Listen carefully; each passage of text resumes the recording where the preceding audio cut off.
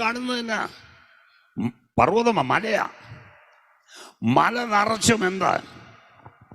സ്തോത്രം, സൈന്യമാണ്, ശത്രു സൈന്യമാണ് ബാല്യക്കാരൻ കാണുന്നത്. സ്തോത്രം, എന്നാലോചിച്ച് നോക്കി. ഹല്ലേലൂയ.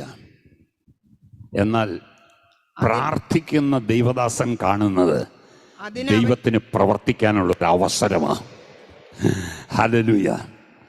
ജീവിതത്തിലെ പ്രതിസന്ധികൾ എന്നെ നിങ്ങളെയും ചുറ്റിവളയുമ്പോൾ ദൈവത്തിൻ്റെ ഒരു കാഴ്ചപ്പാട് നിനക്ക് കിട്ടിയാൽ നീ പറയും, എൻ്റെ ദൈവത്തിന് പ്രവർത്തിക്കാനുള്ള ഒരവസരമാ. ഹല്ലേലൂയ.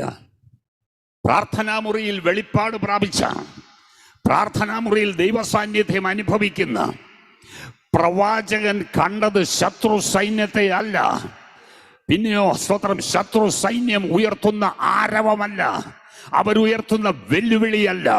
ആ വെല്ലുവിളികൾക്ക് നടുവിൽ ദൈവത്തിന് പ്രവർത്തിക്കുവാനുള്ള ഒരു അവസരം കൈവന്നതാണ് തനിക്ക് ചുറ്റും താൻ കാണുന്നത്. കാര്യം ശരിയാ, എലീശയ്ക്ക് അതിനെ നേരിടാനുള്ള കഴിവില്ല. പക്ഷേ എന്നെ കഴിഞ്ഞും വലിയ വിഷയങ്ങൾ എന്നെ വെല്ലുവിളിക്കുമ്പോൾ സ്തോത്രം, സ്വർഗീയ സൈന്യങ്ങൾ എനിക്ക് ചുറ്റും അഗ്നിമയ രഥങ്ങളോടുകൂടെ എനിക്ക് ചുറ്റും ഇറങ്ങിയിരിക്കുന്ന ഒരു കാഴ്ച. ഒരു ദൈവ പൈതൽ ഇത് കാണണം. ഹല്ലേലൂയ. ബാല്യക്കാരന് വേണ്ടി ആര് പ്രാർത്ഥിച്ചു? എലീശ പ്രാർത്ഥിച്ചു.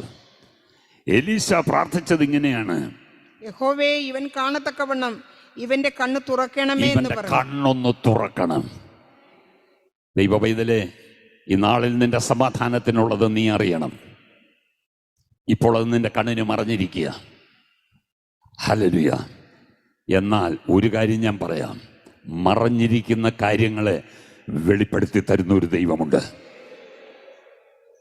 പ്രവാചകന് വെളിപ്പെടുത്തി കൊടുത്തു മറഞ്ഞിരിക്കുന്ന പോരുകളെ. അങ്ങനെയെങ്കിൽ ഇന്ന് പകലും വിശ്വാസത്തോടെ പറഞ്ഞിരും, മറഞ്ഞിരിക്കുന്ന പോരുകളെ എനിക്കെതിരായി, എൻ്റെ തലമുറകൾക്കെതിരായി, എൻ്റെ ആരോഗ്യത്തിനെതിരായി, എൻ്റെ സമ്പത്തിനെതിരായി, എൻ്റെ ജോലിക്കെതിരായി, എൻ്റെ ബിസിനസ്സിനെതിരായി മറഞ്ഞിരിക്കുന്ന പോരുകളെ വെളിപ്പെടുത്തി അതിന്മേൽ ജയം തരുന്ന ഒരു ദൈവം എനിക്കുണ്ട്. കരമുയർത്തി ദൈവത്തിന് സ്തോത്രം ചെയ്യാം.